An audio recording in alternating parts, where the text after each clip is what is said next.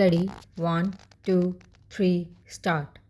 The house will remember that there was some talk at one stage of a Commonwealth citizenship. Now it was difficult to understand what the status of Commonwealth citizenship might be, except that it meant that its members were not completely foreign to one another. That unforeignness remains, but I think it is as well that we left off talking about something vague which could not be surely defined.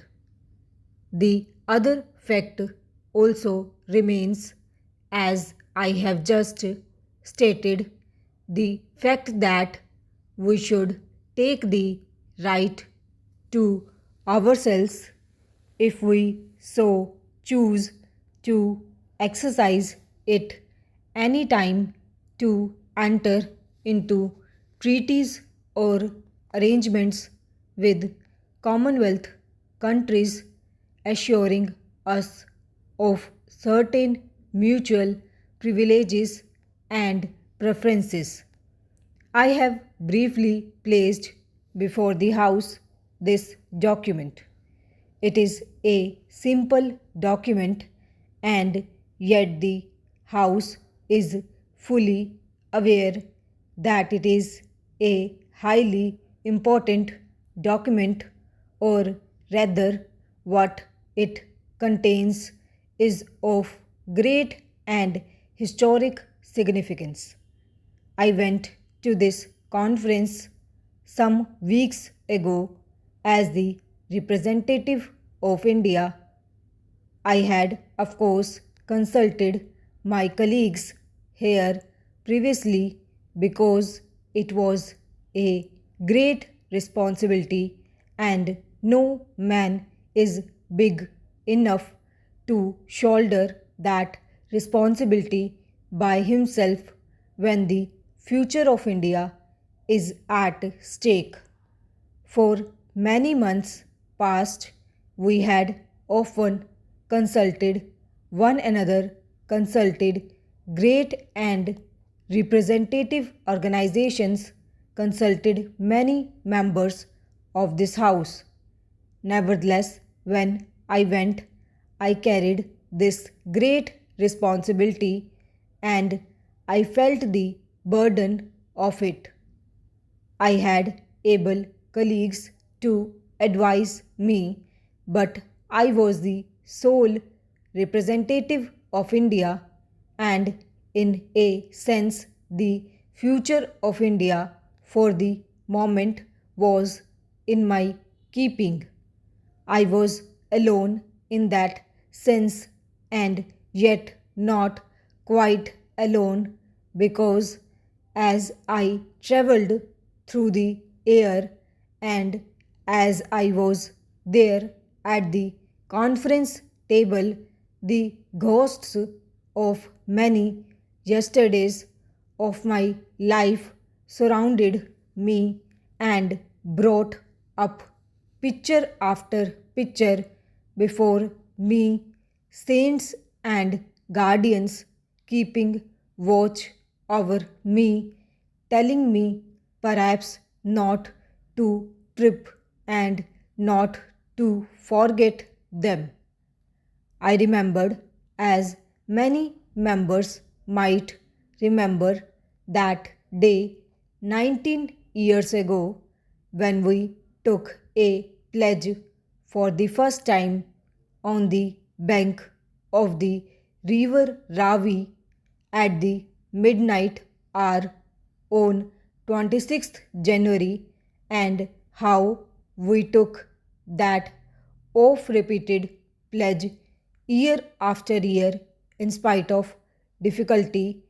And finally, I remembered that day when, standing at this very place, I placed a resolution before this House.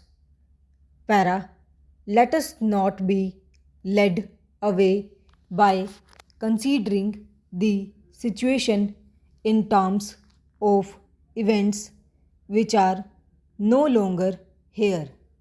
You will see that the resolution of the Congress that I have read out says that because India becomes a republic, the association of India with the Commonwealth must, of course, change. Further, it says that free association may continue subject only to our complete freedom being assured. Now, that is exactly what has been attempted in this Declaration of London. I ask you or any honorable member to point out in what way the freedom, the independence of India has been limited in the slightest. I do not think it has been. In fact, the greatest stress has been laid not only on the independence of India but on the independence of each individual nation in the Commonwealth. I am often asked how we can join a Commonwealth in which there is racial discrimination, in which there are other things happening to which we object. That, I think, is a fair question, and it is a matter which must necessarily give us some trouble in our thinking. Nevertheless, it is a question which does not really arise.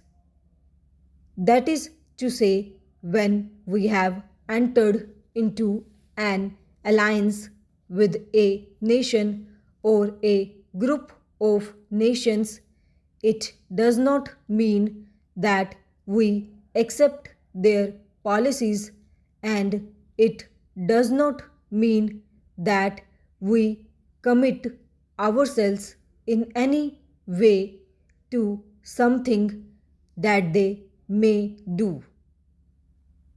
In fact, this House knows that we are carrying on at the present moment a struggle, or our countrymen are carrying on a struggle in regard to racial discrimination in various parts of the world. The House knows that in the few years, one of the major questions before the United Nations at the instance of India has been the question of Indians in South Africa.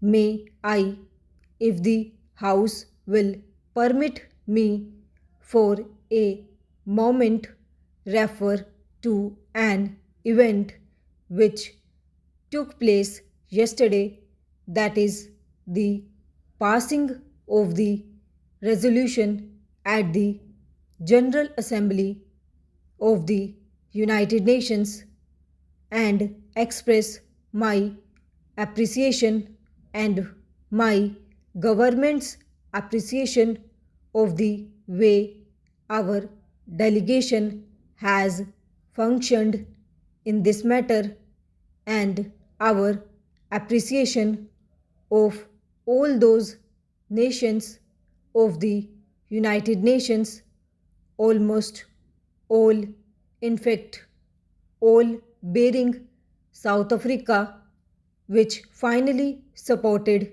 the attitude of India. Para, one of the pillars of our foreign policy, repeatedly stated as to fight against racial discrimination to fight for the freedom of suppressed nationalities?